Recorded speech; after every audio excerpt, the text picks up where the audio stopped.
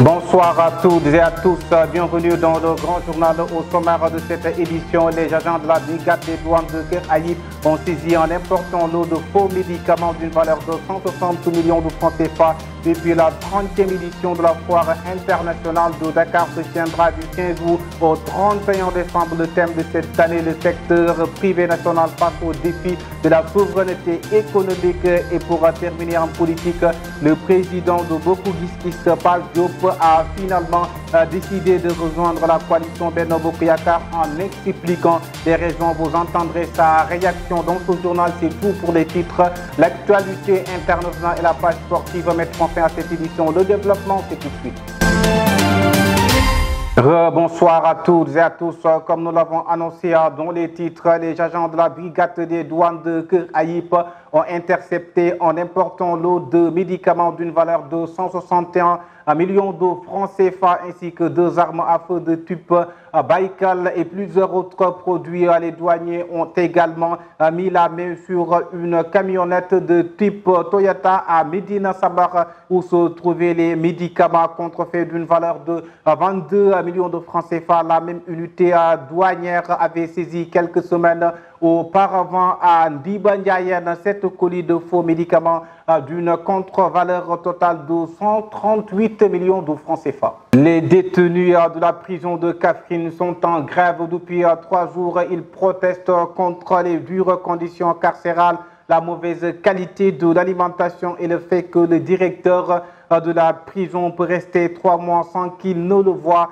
C'est le mouvement Frappe France Dégage qui a révélé l'information dans un communiqué. Guy-Marie Sagna et compagnie indiquent dans leur note que les détenus s'élèvent aussi contre le fait que pour tous les détenus, il n'y a qu'un seul téléphone et cela fait longtemps que les détenus de cette prison n'ont pas bénéficié de remise de peine ni de liberté conditionnelle. La 30e édition de la foire internationale de Dakar se tiendra du 15 au 31 décembre prochain. L'annonce est faite ce jeudi par le directeur général du Centre international du commerce extérieur du Sénégal, Salihou Keita. Le thème retenu cette année est le secteur privé national face au défi de la souveraineté économique. Suivons Salihou Keita, directeur général du CCS. Je voudrais d'abord vous remercier d'avoir accepté de venir aujourd'hui couvrir cette conférence de presse qui nous réunit, une conférence de presse pour annoncer de façon officielle le lancement des activités promotionnelles de la 30e édition de la foire internationale de Dakar. Chers journalistes, l'édition de cette année va se tenir du 15 au 31 décembre, Inch'Allah. Permettez-moi de rappeler que la foire internationale de Dakar est une foire multisectorielle. Multisectorielle, 3 dimensions importantes. La première dimension, c'est le volet économique. Ensuite, nous avons le volet culturel, mais surtout le volet scientifique. C'est pour cela, vous me permettez, chers amis, mesdames et messieurs les journalistes, permettez-moi de rappeler que le CICES est une institution d'appui au commerce, qui est dans l'événementiel économique, qui a pour mission d'organiser des salons et des foires pour une meilleure expansion économique du Sénégal. Le Conseil constitutionnel a confirmé les résultats provisoires des élections législatives du 31 juillet dernier. La coalition Benno Bokk Yakaar reste devant avec 82 sièges suivis par l'intercoalition Yewwi Askan Wi Wallu. Plus de détails avec Ahmed Ba. C'est la dernière décision pour la présidence de Papa Oumar Sarko, dont le mandat devrait expirer ce 11 août. Les 7 sages ont publié les résultats définitifs du scrutin pour les élections législatives du 31 juillet 2022. Et c'est pour confirmer ceux de la Commission nationale de recensement des votes qui a attribué 82 sièges à Benno Bokk Yakaar, dont 57 sur la départementale et 25 sur la proportionnelle. Yewwi Askan Wi, 56 sièges, dont 39 sur la départementale et 17 sur la proportionnelle, tandis que Wallu Sénégal obtient 24 sièges, dont 16 sur la départementale et 8 sur la proportionnelle. Viennent ensuite les serviteurs avec un siège, Aar Sénégal un siège et Benno Bokk Gis Gis Liggéey un siège. La coalition Natangué 100 députés, mais qui vient juste derrière le nombre de voix, 25 833, a vu par ailleurs son recours rejeté par le Conseil constitutionnel. Sa tête de liste, Cheikh Alassane Sène, avait estimé que c'est à tort que la Commission nationale de recensement des votes a attribué un siège supplémentaire, 25 au total, à Benno Bokk Yakaar sur la base du plus fort. Reste alors que celle-ci, ayant obtenu 24 sièges en application du quotidien électoral, n'était plus éligible à cette seconde répartition. Il ajoutait dans sa requête que le système du plus fort reste réservé exclusivement aux listes qui n'ont pas obtenu le quotidien électoral et recensé, favoriser les petits partis, et que par conséquent la coalition Natangué Askan Wi, qui en concurrence avec les restes des autres listes, dont le plus grand nombre doit bénéficier d'un siège à l'Assemblée nationale. Merci beaucoup Ahmed Ba pour ces précisions. Le président de la coalition Bokk Gis Gis Liggéey, Pape Diop, a rejoint finalement la coalition Benno Bokk Yakaar après 4 jours de silence sans aucune condition, dit-il, face à la presse ce jeudi. Pape Diop a expliqué les raisons de cette décision. Suivons Pape Diop, président de la coalition Bokk Gis Gis Liggéey. La lecture qu'il convient d'avoir de ces résultats est qu'aucune majorité claire ne se dégage. Il s'agit là d'une situation inédite qui appelle de la part des acteurs politiques que nous sommes une attitude responsable. Il nous faut en effet éviter que ce scénario que personne n'avait prévu ne débouche sur un blocage dans le fonctionnement de nos institutions. Vu la nature présidentielle de notre système politique, une Assemblée nationale placée sous le contrôle de l'opposition débouchera forcément sur une crise institutionnelle grosse de tous les dangers. Faute de pouvoir s'appuyer sur une Assemblée dont la configuration n'entravera en rien son action, le président de la République serait amené à gouverner par ordonnance. Ce qui serait manifestement un recul préjudiciable à notre système démocratique. Le cas échéant, qu'on le veuille ou non, l'Assemblée nationale se transformera non pas en contre-pouvoir, mais plutôt en un goulot d'étranglement à l'action du président de la République et de son gouvernement.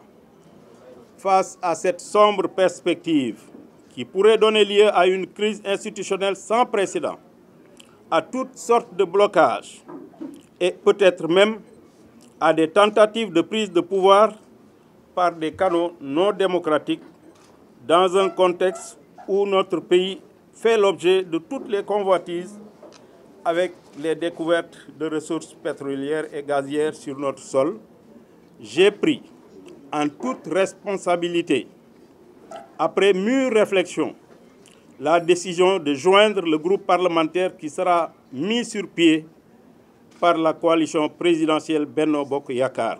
Nous restons dans ce sujet avec le président Pape Diop du Bokk Gis Gis qui a décidé de rejoindre la coalition présidentielle et lui donne la majorité à l'Assemblée nationale. Une telle décision n'aura-t-elle pas des répercussions dans sa carrière politique? L'analyste politique Abdoulaye Mbaw nous délivre les enseignements qu'on peut en tirer. Je vous propose de le suivre. Oui, Je crois bien que la décision était attendue et par rapport à Pape Diop, les journalistes avertis l'avaient déjà annoncé. De ce point de vue, la seule conséquence, c'est qu'il a donné la majorité justement à Benno qui cherchait à avoir 83 députés.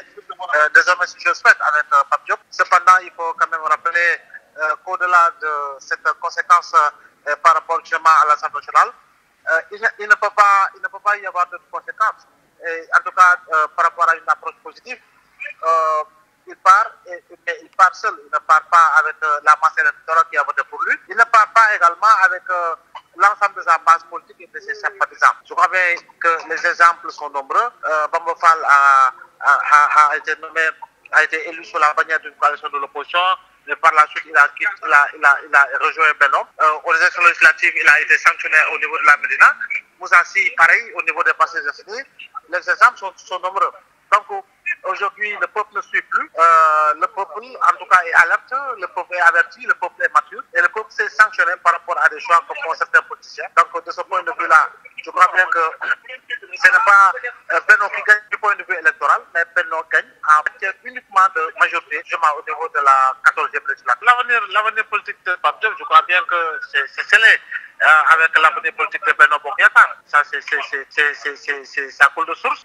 Cependant, il est avec eux pour une période. Mais est-ce qu'il sera avec eux si par extraordinaire le président Macky Sall déclarait une troisième candidature? Ça, c'est la même question. Mais quoi qu'il puisse se passer, quoi qu'on puisse dire, était la tête de liste d'une coalition et cette coalition n'a eu qu'un seul député. Donc je crois bien que cela ne saurait avoir un impact particulier par rapport à la masse de l'opposition. La journée internationale de la jeunesse adoptée par l'Assemblée générale des Nations Unies en 1999 est commémorée chaque année le 12 août, ceci afin d'attirer l'attention de la communauté internationale sur les problèmes de la jeunesse, mais aussi célébrer le potentiel des jeunes. Plus de détails avec Abdoul Wahab. Ce vendredi 12 août 2022 est célébrée la Journée internationale de la jeunesse. Le thème de cette année, c'est la solidarité intergénérationnelle. Créer un monde pour tous les âges. L'objectif de cette journée est de diffuser le message selon lequel des mesures doivent être prises par toutes les générations pour atteindre les objectifs de développement durable et ne laisser personne de côté. À l'instar de la plupart des pays africains, le Sénégal est caractérisé par l'extrême jeunesse de sa population, avec 42% de la population âgée de moins de 15 ans et un âge médian se situant à 18 ans selon les chiffres de l'Agence nationale de la statistique et de la démographie ANSD. Pour la majorité des jeunes, l'accès à l'emploi durable est le résultat incertain de long parcours. Cette configuration du marché du travail fait parfois de l'emploi des jeunes le lit de drames sociaux comme l'immigration clandestine, les émeutes et tant d'autres. Néanmoins, certaines expériences essayent d'agir sur l'accès au financement. Il existe également des initiatives qui poursuivent comme objectif l'amélioration de l'accès à l'information sur les marché de travail, mais ces initiatives restent encore insuffisantes devant l'ampleur des difficultés que rencontrent les jeunes. Maintenant, place à l'actualité internationale. C'est la première sortie à l'étranger de Roch-Marc Christian Kaboré. Depuis sa chute le 24 janvier 2022, l'ancien président se rend à Abidjan avant de rejoindre les Émirats arabes unis pour une visite médicale. Son voyage n'est pas une évacuation sanitaire, c'est pour un examen médical prévu de longue date et se reposer, rassure un proche de l'ex-président qui, selon lui, ce dernier, après quelques mois de détention, il a besoin de faire quelques contrôles médicaux. Il ne souffre d'aucune maladie particulière. Et puis en Somalie, depuis le début de la sécheresse en janvier 2021, 1 million de personnes ont été déplacées selon les chiffres publiés jeudi par l'ONU et le Conseil norvégien. Pour les réfugiés, plus de 755 000 personnes ont été déplacées cette année à l'intérieur de la Somalie en raison de la grave sécheresse qui frappe la Corne de l'Afrique, selon le Haut Commissariat de l'Organisation des Nations Unies pour les réfugiés. En Irak, le bras de fer entre les deux camps chute, se durcit 10 mois après les dernières élections législatives. La crise politique ukrainienne ne fait que s'accentuer. Les deux camps, celui du chef religieux Moqtada al-Sadr, autant pour moi, et le cadre de coordination de l'ancien premier ministre Nouri al-Maliki, tous deux ici de la communauté chiite, demeurent sur des positions. Les deux camps mobilisent leurs partisans à vendredi 12 août. La page sportive que nous démarrons avec l'Afro-Basket U18. Le Sénégal éliminé en quart de finale par l'Angola. Les Lionceaux, sous la conduite de leur entraîneur parfait adjuvant, ont été battus par les Angolais 67-64 à Antananarivo. Les Lions du basket U18 ont remporté 3 victoires de suite en phase de poule devant l'Algérie, le Bénin et le Madagascar avant de s'incliner devant l'équipe considérée comme une bête noire du Sénégal en basket. Mondial 2022, à un peu plus de 3 mois du Mondial 2022, la FIFA a annoncé jeudi soir sur décision de son bureau de conseil que la rencontre Qatar-Équateur ouvrira la compétition le dimanche 20 novembre 2022 à 16h GMT, ce qui fera débuter le Sénégal le 21 novembre face aux Pays-Bas à 16h GMT. Puis Mercato, malgré la supervision de Manchester United le week-end dernier, alors du match Watford West Brom, Leeds United serait le club le plus proche de signer l'international sénégalais Ismaïla Sarr après avoir perdu Rafinha qui a rejoint le FC Barcelone. Les Peacocks, autant pour moi, ont coché à l'attaquant sénégalais pour remplacer le Brésilien, mais un détail essentiel reste pour Leeds, celui de libérer une place dans leur effectif. Ce vendredi soir, France Football va dévoiler les listes des nominés pour le Ballon d'Or 2022 qui sera remis le 17 octobre prochain. 4 trophées sont concernés: Ballon d'Or masculin, Ballon d'Or féminin, Trophée Yacine du meilleur gardien et Trophée Copa du meilleur jeune. C'est la fin de cette grande édition sur la grande télévision, la Time for Africa TV, la télévision qui nous parle et qui vous parle quand je suis magnifique, c'est la Time for Africa.